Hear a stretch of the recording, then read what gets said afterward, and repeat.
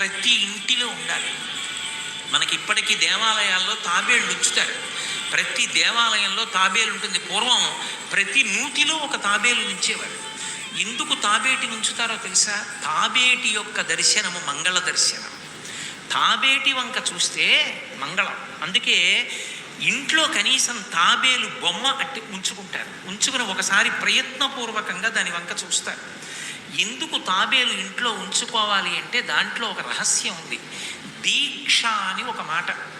దీక్ష అన్న మాట దేనికి అన్వయం అవుతుంది అంటే యజ్ఞానికి అన్వయం అవుతుంది.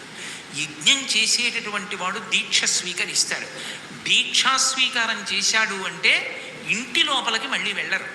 ఇక పూర్తయిన తర్వాతే ఇంట్లోకి ఎడతారు. ఇల్లు విడిచిపెట్టి బయటికి వచ్చేసి దీక్షావస్త్రాలు కట్టుకుని మేళతాళాలతో యాగశాల ప్రవేశం చేస్తారు. ఇక ఎప్పుడు మళ్ళీ ఇంటికి వెళ్ళడం? ఆ యాగం అంతా తాబేలు నిజానికి ప్రతి ఇంటిలో ఉండాలి.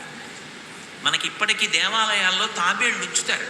ప్రతి దేవాలయంలో తాబేలు ఉంటుంది. పూర్వం ప్రతి నూతిలో ఒక తాబేలు ఉంచేవారు.